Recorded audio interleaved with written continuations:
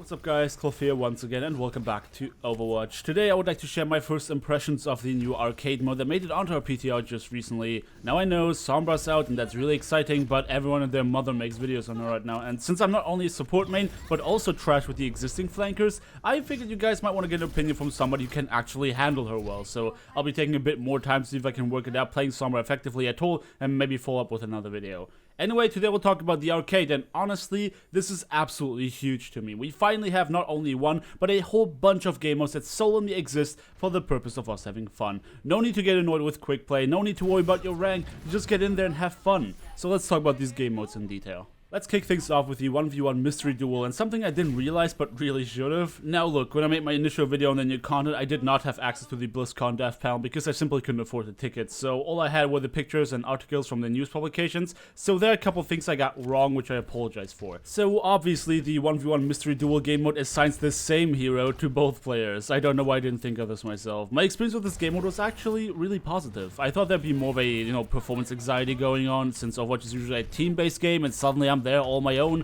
but the random nature of it really takes away a good bit of that. I can always tell myself, well, that wasn't the hero I'm good with, or I clearly misplayed that, and sometimes I even got to talk to the other player.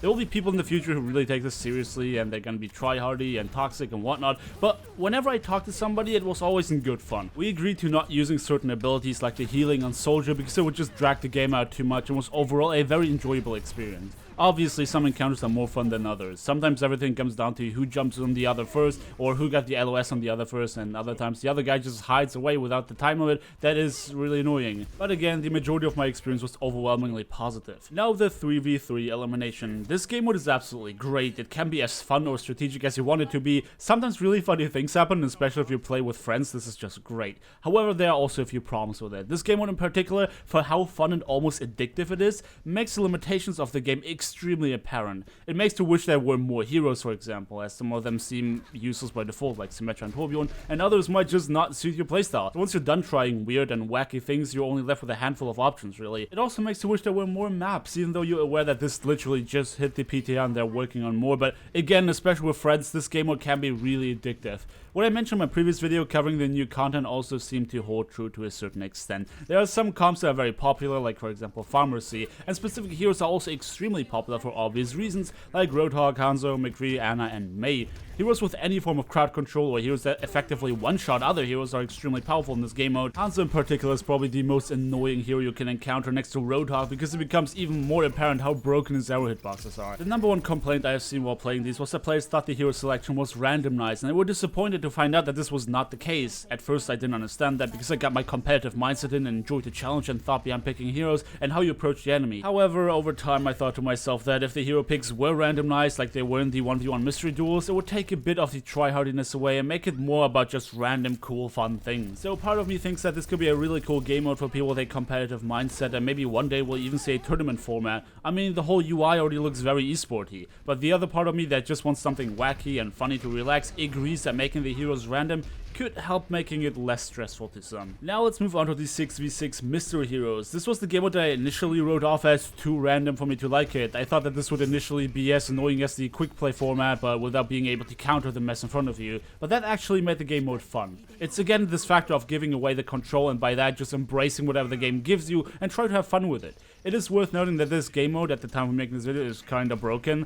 The whole switch hero at respawn thing doesn't work reliably, which means that so far I only got a glimpse of what this game mode is about. However, you can tell straight off the bat with the randomized initial comp that a lot of people are just thrown to heroes that most of the time they're not MLG pro with, and that makes this game mode that much more relaxing. It also does crazy things like putting two Symmetras into offense, and we actually won with that.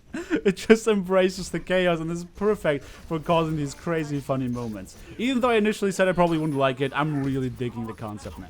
What about 6v6 no limits though? Well, it's literally the old quick play. There is not much to say about that. I didn't like quick play as it was beforehand unless I was really in the mood to play 6 Torbjorn or 4 Genji 2 Hanzo, and I still don't really like it, especially with everybody playing Sombra right now. I've noticed that there was this massive outrage from the quick play community that they would uninstall the game now and whatnot.